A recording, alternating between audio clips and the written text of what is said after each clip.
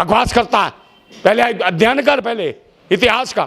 तेरे बाप ने ताला खुलवाया मंदिर का, उसमें मूर्तियां दिलवाई कांग्रेस ने, क्योंकि हाँ बाबरी मस्जिद का वहाँ उपद्रव करवाया तुमने, भी इसको देश को बर्बाद किया है। 40 साल तक तो झोंक दिया आग में, किसने झोंका? तो ये चाहते हैं हिंदू मुसलमान पे राजनीति करें। एक मुसलमानों का रहनुमा बन के दिखाएगा और आप भी जब इनकी फटती है तो हिंदुओं का रहनुमा बनेगा। तो ये कांग्रेस भाजपा एक ही है, और ये नहीं चाहते हैं कि देश के जो भारतवासी हैं, भारतवासियों की पार्टी हो, चाहे सपा हो, चाहे बसपा हो, चाहे आरजेडी हो, इनके पीछे दोनों पड़े रहते हैं, कांग्रेस और भाजपा। और इनमें दलालों को ढूंढ लिया जाता कि भाई ओबीसी एससी के दलाल ले आए, तो दलालों को बैठा दिया। दलाल इन्हीं की भाषा करते हैं, गुलामी करते हो हैं, तो गुलाम होते हैं इनके। वो जो भारत के लोगों को ढूंढ ढूंढ के अपना गुलाम बनाया जाता। आरएसएस, कांग्रेस और भाजपा में जो लोग हैं, भारत के जो लोग हैं, जो क्या लगता है कि तुम्हारे नेता हैं दलितों, पिछड़ों, आदिवासियों के, तो कहीं नहीं, वो दल्ले हैं, वो दलाली कर रहे हैं तुम्हारे वोटों की, तुम्हारे उसकी क्या नाम है, तुम्हारे जितना भी जो इतिहास, जो संविधान में तुम्हें अधिकार दिए, उन अधिकारों की दलाली कर रहे हैं। इनके खिलाफ तुम्हें लड़ने की जरूरत है और खड़ा होना पड़ेगा। यही कांग्रेस है। कांग्रेस ने क्या नहीं करा? दंगे नहीं कराए कांग्रेस ने। कांग्रेस तबीयत से दंगे कराए। क्या इन्होंने पत्थरबाजी या आतंकवाद नहीं फैलाया? बताइए कितना आतंकवाद फैलाया, सिखों के साथ बर्बरता अपनाई इन दोनों पार्टियों ने। आरएसएस उधर से भड़काती रही, इधर से कांग्रेस भड़काती रही, और सिखों के साथ बर्बरता करी इन्होंने। और आज यही बदला लिया जा रहा किसान आंदोलन के माध्यम से। सिर्फ सिखों की वजह से जो किसान आंदोलन कामयाब हुआ, उसी से ये निशाना बना। सिखों के खिलाफ भी भड़काने का प्रयास करा इन्होंने बीच में। खालिस्तानी कहा है, पाकिस्तानी कहा, पता नहीं क्या क्या कहा। तो भाजपा कांग्रेस में कोई अंतर नहीं है कि राहुल गांधी क्या है। राहुल गांधी देश थोड़ी है, वो भी दलाली कर रहा है, देश को बेच रहा है। इसकी भी भाषा चेंज हो जाती है, कोई इसे पूछना नहीं चाहता। और इसके इतिहास देखे कांग्रेस का। और मोदी जी तो अपना इतिहास तो भूल ही जाए, अपनी बकवास करना तो भूल जाए। भारतीय संस्कृति और परंपरा की दुहाई देने वाले मोदी हैं। बताओ ना, देश की बहन बेटियां, जो दलित पिछड़ों की बेटियों का जो बलात्कार हो रहा है, और मणिपुर क्या आज भी आग में जल रहा है? क्या कोई पूछने वाला? उन आदिवासी महिलाओं का जो रेप हो रहा है, नंगा दौड़ा दौड़ा के बलात्कार किया जा रहा है, किसके शासन में हो रहा है? मोदी जी के में। और वो जो बनारस हिंदू यूनिवर्सिटी में हिंदू लड़की का रेप हुआ, एक दलित बच्ची का, तब वो कौन थे? भाजपा के पदाधिकारी थे। तब क्यों नहीं मोदी बोले? और ना वो बोला ये आरएसएस से जो चुन के गया है, जो जज हाई कोर्ट का शेखर यादव, वो भी नहीं बोला, दल्ला है। बात करते हैं हिंदुत्व, कठमुल्ला और हिंदू, और ये कहते हैं भाई हम उनकी करेंगे कि भाई बहुजन लोगों की ज़्यादा हिमायत करेंगे, उनको खुश करना चाहते हैं। तो काम करें ना, बहुजन लोगों को खुश, बहुजन लोग खुश करें, उनकी जाति जनगणना करा दें, पता चल जाएगा। कांग्रेस भी गाना गाती है, ये भी गाना गाते हैं, गाना गाते हैं, मगर संविधान में से एक एक अनुच्छेद धारा को मिटा रहे हैं जो भारतीयों के हक में है। इसके लिए भारतवासियों को इनकी भाषा और इनकी चीज़ों में नहीं आना चाहिए। मीडिया इनकी है, सब कुछ इनका। एक बयान मोहन भागवत दे देगा, ये गलत हो रहा है, मगर करवा तो मोहन भागवत ही रहा है। कांग्रेस भाजपा को चलाने वाला मोहन भागवत है, आरएसएस है, करवा यही रहे हैं। और ये दोनों सांपनाथ और नागनाथ है, देश को डस रहे हैं। इनके खिलाफ आंदोलन करने की जरूरत है।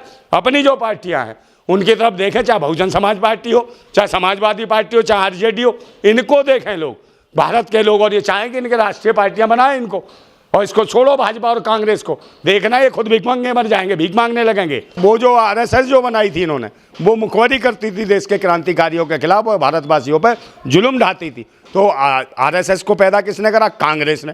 तो मोदी जी ने शायद इतिहास पढ़ा नहीं है कि कांग्रेस और भाजपा आरएसएस में कोई अंतर नहीं है। और ये बात बहुत पहले कह चुके काशीराम जी कि एक सांपनाथ है और एक नागनाथ है, और यही दोनों उलझाए रखना चाहते हैं। एक कैचली छोड़ के कांग्रेस के घर में घुस जाता है तो कहते हैं ये मर गया भाजपा का सांप, और फिर भाजपा में से निकल के जाएगा, वहाँ से कांग्रेस में से निकल के जाएगा कैचुली छोड़ के, तो वो भाजपा में घुस जाएगा। वो कहेंगे ये लोग कांग्रेस का सांप मर गया।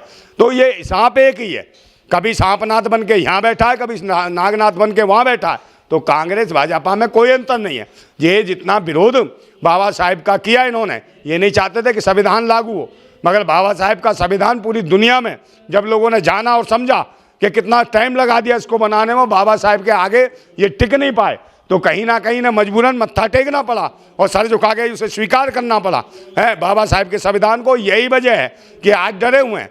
ये वही संविधान है जबको सबको समान अधिकार की बात कर रहा है। ये भारतवासियों के लिए एक ऐसा बहुत बड़ा वरदान है जो संविधान है देश का, उसको ये ख़त्म करना चाहते हैं। जब से लग गए थे, जिस दिन संविधान लागू हुआ था उसी दिन से लागू हो गए थे, चालू हो गए थे कि संविधान को ख़त्म करना है। आने वाले 70-80 वर्षों में इसको ख़त्म कर देंगे हम।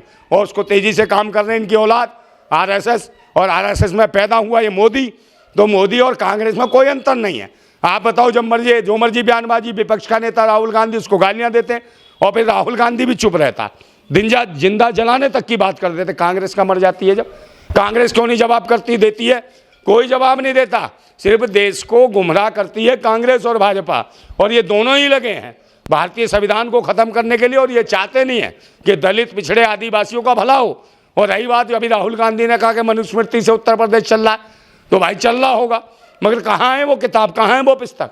सिर्फ इसी में ध्यान, मंदिर मस्जिद में ही ध्यान दिला रहे हैं। अब मनुस्मृति चल रहा, तो जयपुर हाईकोर्ट जो था वहाँ पर जो मूर्ति लगाई मनु की, किसने लगाई? केंद्र में किसका सरकार थी? कांग्रेस की। और प्रदेश में भी कांग्रेस की, फिर मनुस्मृति की, वो मनु की मूर्ति क्यों लगा? ये कह रहे हैं कि भाई सारा नुकसान कांग्रेस ने कर दिया है, पंडित जवाहरलाल नेहरू ने किया। चलो हाँ किया, और सबसे बड़े मोदी को ये सोचना चाहिए कि आरएसएस का गठन किसने किया था?